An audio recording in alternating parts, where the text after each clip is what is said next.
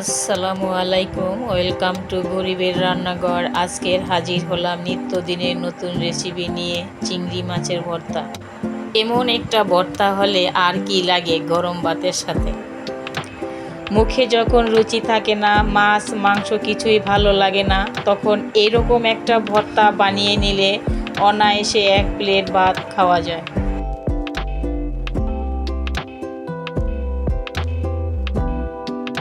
ভর্তা রেসিপির জন্য এখানে আমি নিয়েছি কিছু ছোট চিংড়ি মাছ, নিয়েছি কিছু কাঁচামরিচ, একটা রসুন কোয়া পরিষ্কার করে নিয়েছি, কিছু পেঁয়াজ কুচি নিয়েছি, 3-4টা শুকনো মরিচ, স্বাদ মতো লবণ, সামান্য একটু হলুদের গুঁড়া দিয়ে দিলাম যাতে ভর্তার কালারটা সুন্দর আসে। এখন আমি সবগুলো উপকরণ ভালো করে ভেজে নিব। ব্রাউন কালার চলে আসলে নামিয়ে নিয়ে শিলপাটায় বেটে নিব। শিলপাটায় ভর্তা প্রস্তুত করলে স্বাদটা দ্বিগুণ বেড়ে যায়। আপনারা চাইলে ব্লেন্ডার করেও নিতে পারেন। তৈরি হয়ে গেল সুস্বাদু ও ইউনিক রেসিপি।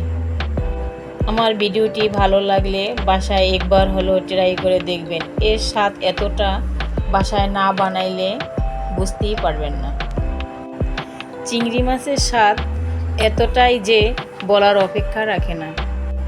আমার ভিডিওটি ভালো লাগলে লাইক, কমেন্ট ও সাবস্ক্রাইব করে দিবেন। আপনাদের দেওয়া একটা সাবস্ক্রাইব আমার নিত্যদিনের ভিডিও দিতে উৎসাহ যোগায়।